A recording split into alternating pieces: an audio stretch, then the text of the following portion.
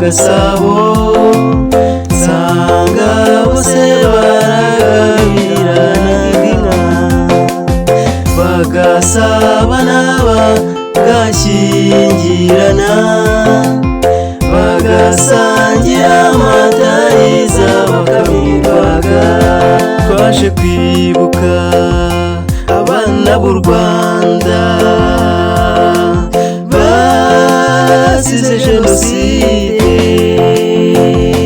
yakorewe Abatutsi 94. Twibuke twiyubaka.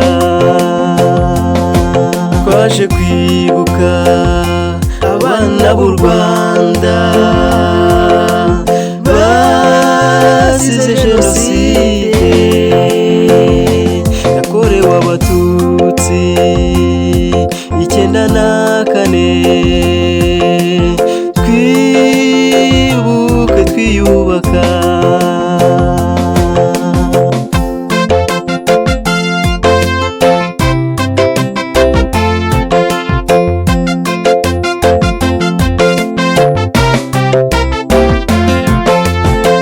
Jenoside yateguwe amahanga arebera ishyirwa mu bikorwa amahanga arebera. 94 bicwa amahanga arebera abarenga miliyoni bicwa amahanga arebera. Twaje kwibuka abana b'u Rwanda bazize uko bavutse bazize Jenoside yakorewe Abatutsi 94. Twibuke twiyubaka. Twaje kwibuka abana b'u Rwanda bazize uko bavutse bazize Jenoside yakorewe Abatutsi 94. Twibuke twiyubaka. Banyarwanda banyarwandakazi namwe ba diaspora mwese nimuze twiyubakire urwatubyaye twimakaza amahoro ya ndi umunyarwanda turwanye abapfobya Jenoside n'abayihakana. Nitutabikora bizakorwa nande. Nimuze dukumira abashaka kurucamo amacakubiri. Umunyarwanda aterwa ishema no kwitwa umunyarwanda.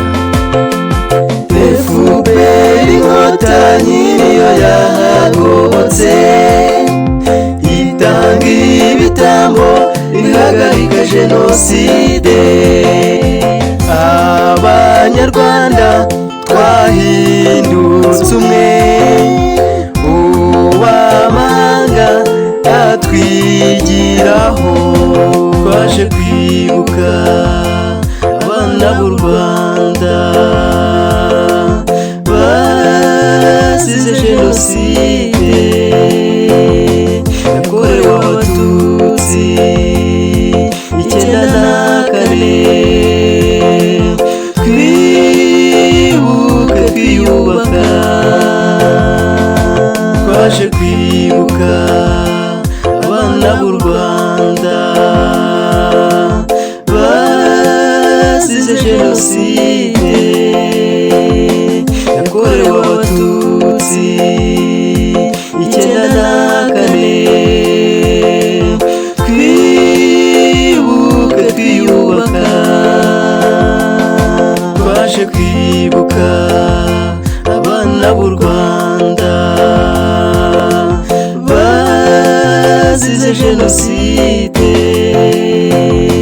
yakorewe Abatutsi 94. Twibuke twiyubaka.